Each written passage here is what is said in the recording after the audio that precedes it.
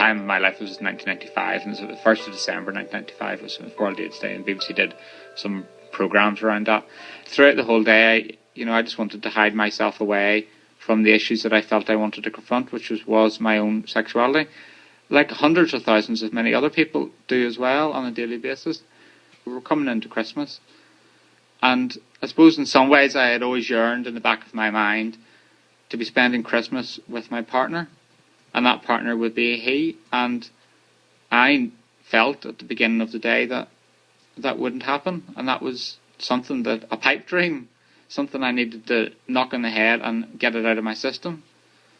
But as the day progressed, it became apparent to me that if I did address these issues, there would be some hope on the horizon. So later in the evening, we were sitting down with my family watching television, all of whom didn't have a clue that I was gay. And then at 9:30, BBC One started showing a movie called Priest. It was a typical movie as it started. It was a priest working in a working class parish and confronting all the normal issues that a priest would confront in that area.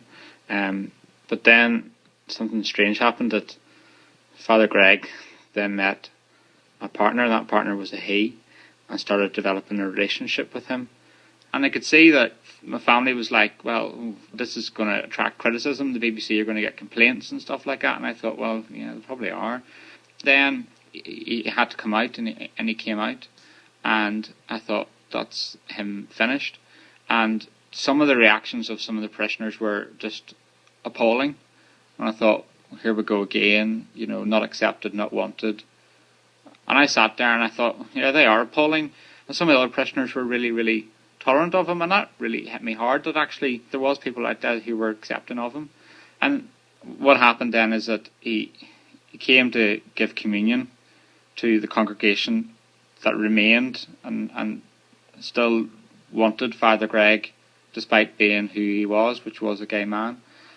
And then he started to cry and started to break down. And I started to break down. I found it very, very hard to see that, because it was very hard for me to learn, first time ever, that being gay was not wrong and that you could be accepted in society by people. And that said to me that I was accepted and I was a proper individual. And that just made the world for me, because before that I just felt like, well, I didn't have a part in society. My life was going to be boring and sad and lonely, and that broke that for me. And I think after watching the movie, I lay there in bed and I didn't know what to do, and I thought it over and I thought it over and I thought it over, and I thought, my life has been made so much better after seeing someone else's story, and it really gave me inspiration.